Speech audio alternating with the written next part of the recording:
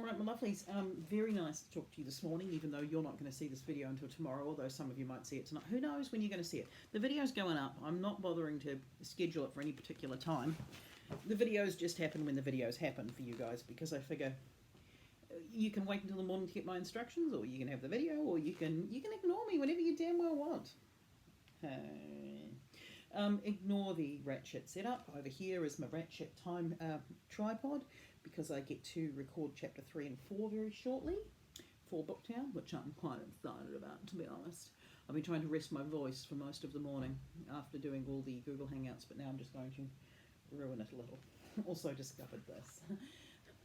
My pen will match my hair at some point, but that's a different story. I was going to sit here with some pieces of paper and go through with you some of the things about the script that I'm going to write, because evidently I'm a sucker for punishment. To go through what I like to think about as a process of coming up with what you're going to be writing in your script, because you all have a person and you've all got some understanding of what that person is and what they've done. You'll also have lots of different ideas that are good, but not necessarily right for this particular project. And there'll be some things that just will grab you and some things that won't, etc. I don't want you to get hung up at this point around chapters. Not chapters. You can tell I'm writing novel mindset. I'm just trying to shake this corner of a migraine just here, because I don't really want to attempt a recording of a reading with a migraine. But I'm going to, because I'm a sucker for punishment. Anyway, so what I've got is a screen recording that just pointed at it as though you can see it off camera. You can't see it. I recorded it on my iPad. Now I'm recording this on my iPad because the phone's set up ready to go for the next recording I've got to do. So what I want you to do is to kind of have a look at your topic. Take a piece of paper. You can do this on something that you really don't care about. I like usually to work on scrap paper and rip it up, because that way I can move it around. Or you can just write on a big sheet of paper, or any sheet of paper, write it on the fridge, write it on your dog. Don't write it on your dog. That might not go down too well with the dog. Oh, look, I'm having an allergic reaction to something. I wonder if I'm allergic reaction to my migraine tablet. Anyway, focusing. So, I'm going to talk you through my video, but I wanted you to see my lovely face, and to basically come back to what it is that you're going to be doing once I've talked through the video with you, which will be seamless for you, but it's out of sequence for me. Boy, that hurts my brain. The magic of video. So, I'll catch you very shortly. Right, my people, this is the diagram that we're working up towards. I'm using Procreate because that's what all the sexy YouTube artists use, and I'm one of them now. So I think I'm calling my play at this point The Year of the Daughters, because that's something that Tito Kawaru said at the beginning of the year that took him down. So we've got Lucy Takioro, and she starts off as the mistress of Von Tempsky, who's part of the army, who's trying to take down Tito Kawaru. And then there's her later on when she's acting as a spy, and then later on she regrets her actions that lead to the downfall of Tito Kawaru. But I like the idea of the three witches. You should be women, which means that Macbeth, with his no man of woman born, rather than focusing on the of woman born, focusing on the no man element, which means that in my play Tito Kawaru becomes like a Macbeth character. Then we've got the Dr. Anne, who saves Tito Kawaru at some point. So there's another woman going on there. There's Ariana Grande, God is a woman, so maybe I could use God in there, who is a woman. But if I'm using Macbeth, Macbeth gets two lots of prophecies. And the first prophecy is all about power and land, and the second prophecy is all about fearing Macduff and taking down Birnam Wood and no man of woman born. Yeah. So at this point, it basically means that if I'm doing it this way, Lucy then becomes Macduff. And if she needs to be Macduff, there needs to be this tragic backstory that's affected her by Macbeth's actions. There isn't really one, but there is the mistreatment of women that's going on that I can lean into and make her more relevant with it. Because at the end, she is sad because of all these women who lost their husbands and their children, and she's moved by that. So It's that womanly aspect, which now means that the Dr. Anne thing's completely irrelevant, and I don't need it. And the Ariana Grande God is a Woman, I don't even think I like it. So do I show a rise of Tito Kawaru, or do I just go straight in there? Does it even matter that does my audience even know who Tito Kawaru is or who Macbeth is? And does it matter? I mean, surely everybody knows Shakespeare, because Macbeth, it's not like I'm picking Winter's Tale here. It's Macbeth. Everybody knows Macbeth, surely. But how do I introduce Tito Kawaru? Do I bring him in as a narrator? Do I have some news? Do I bring it in with dialogue and conversation? Or do I just ignore it completely and work from there? So I still don't even really have any answers by going through my diagram, except with the diagram you'll see that there's kind of a shape starting to form. It's not much of a shape. It's not even much of an idea, to be honest. It's just because one cartoon has got bloody Macbeth in it. And if the cartoon with Macbeth in it wasn't there, then who knows what I would be doing. I don't know. So it doesn't really matter what it is that you're inspired by. You're allowed to, while I'm still looking for the Macbeth thing, is beyond me. You would have thought that I would have put a page number in there, or a marker of some. I actually did put a marker. I put a great big giant rainbow, and I still can't find it. So there's my Macbeth, and that's my imagery. So that's going to be the starting of the play. And then, who knows? All I've managed to do in my diagram is write down ideas and then get rid of some ideas. And this process will take a little bit of time. For some of you, you're already there. Like, I think Isabella's got some really good ideas, and I think there's some other ideas that are coming through quite strongly as well. And there's some of you who aren't quite up to this stage, but that's okay. So what I'd be saying at this point is, make sure you've got some research, that you've got a good understanding of your person. What are the things about this person that you're finding interesting?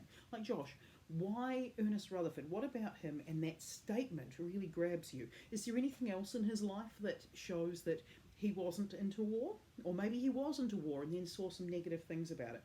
So what about that sentence grabs you? Or Willie, you've got a really interesting character as sort of an inventor. What did he invent? And was it all success? Was it not success? What are the similarities to someone like Edison? Did he look up to Edison? Edison was a dick. I'm a fan of Tesla, not Edison, just quietly. Not even that quietly, everybody knows how I feel about Tesla. Tesla's the man. He's like awesome. If you don't believe that Tesla's the man, you need to see the movie The Prestige. It's got nothing to do with Tesla whatsoever. It's complete bollocks. However, David Bowie plays Nikola Tesla. Focus, Juanita. Clearly the migraine tablets are kicking in. So if you've got somebody like your dad, Amelia, it's time to sit down and have some conversations with him. What are the things that you are... What are the things that he's experienced that he's been most afraid of? What are the things that he's been most proud of? What was it like going into his first fire? You know, what's some of those things that when he comes home that affect him the most? So try and get some deep and meaningfuls out of it. For somebody like Florence, where you've got less there, what are the things that you want coming out of this funeral? That everybody's got skeletons in the closet. Is it worth having a chat ski with... talk with Christina and talk with Shane and find out what are the strange things that have happened at funerals that they've seen.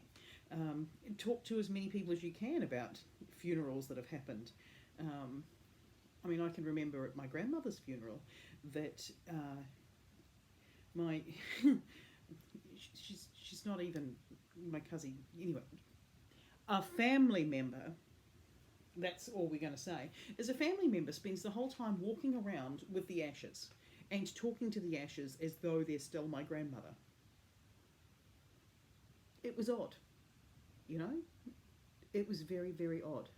And then there's another person that I know that I won't mention, but one of my friends didn't go to her mother's funeral. What's going on there? Would it be an interesting element to a funeral to have her show up, but show up late? You know, so it's definitely worth gathering some information from people around awkward family funerals, because they're definitely awkward and they bring out some strange things about families and human relationships. If you're one of the people doing Sered, there's so much about Sir Edmund, and particularly when he's a young man, he's doing that preparation to climb Everest, and it's worth finding out how many people had tried that season, how many people had failed leading up to that point, how many times had Sir Ed tried to do it, and was he even supposed to be scaling the mountain when he did? So those are things that are worth looking at. Yes, so mostly you've got some really good ideas, and what I'd like you to see you doing is to literally scribble down the ideas that you like and try to explain them to the page, or to just put thought bubbles down and be ruthless at this point, because there's things that you're going to come up with that are good ideas, but they're not the right idea for now. But if you've got them written down, you can come back and use them or delete them later on. You know, it's all about killing your darlings. Writing is all about killing your darlings. You've got plenty of good ideas, but you end up culling most of them. Unless you're my friends Janet and bloody Cynthia, who all of their ideas are gold. Just gold. And we didn't cut any of their ideas when we were doing our devised work up at Massey. But we did cut a lot of Juanita's ideas, including the sock puppets. But what we didn't cut is that we didn't cut a lot of what I came up with. I just came up with a lot of it. Like, I think 25 pages in one evening. I just went and spat out every single possible idea I could. Most of them were shite, like the sock puppets, but some of them were good, and we kept them. And that was great, because that's what you need. But you need to be able and willing to kill your darlings. So hopefully that makes sense for what you're going to do. Do you want me to make a nice graphic organizer? I don't know. But if you can have something up there and put it in your research folder or the research document, what it is that you're thinking about your structure being, not your structure, but what are your ideas and what are your little bubbles that we could start dragging together as far as your ideas go. And then we'll have a discussion on Friday in the Izzy class, because Monday is a public holiday. And I don't want to miss another conversation with you peeps. So I might look at scheduling a couple of different sessions where on Friday we can get together and have chats about what you've got for your script writing, or not. Maybe if I send out a document and you pick a time slot, because I know that some of you will be mad keen on the 7 o'clock in the morning slot, and some of you will be mad keen on the 2 in the morning slot. And some of you for none of the bits in between, because let's be completely honest, nobody wants the bits in between either. But let me know what you think anyway. So, bubbles, idea thoughts, put them down on paper. Don't stress too much at this point about what the final product's going to be, or whether or not you've got to start writing the dialogue. Because, I mean, not everybody can churn out Willie's forklift script in just one sitting.